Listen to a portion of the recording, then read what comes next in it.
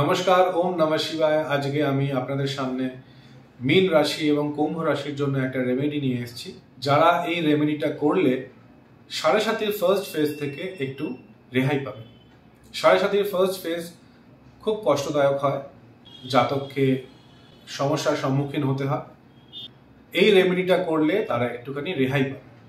এই রেমেডিটি প্রতিদিন 7:30 থেকে 10:30 রাত্রিবেলা শুদ্ধ বস্ত্রে স্নান করে মাটিতে আসনে বসে একটি ধূপ জ্বালিয়ে দক্ষিণ দিকে মুখ করে এই মন্ত্রটি আপনাকে পড়তে হবে। 8টা মালা, রুদ্রাক্ষের মালা আপনি নিতে পারেন বা আপনি কালো হাকিকের মালা আপনি নিতে পারেন। 8টা মালা 108-এর জপ আপনাকে করতে হবে।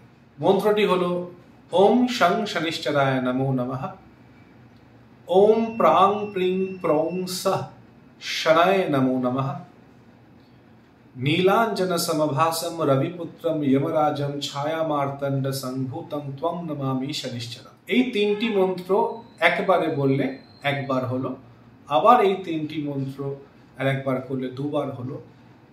এরকম করে আপনাকে 108 বার এই পুরো মালাটা করতে হবে। এরকম মন্ত্র এবং তার সলিউশনের জন্য আপনি নিচের নম্বরে যোগাযোগ করতে পারেন। আমি একটা ফোন কল হবে।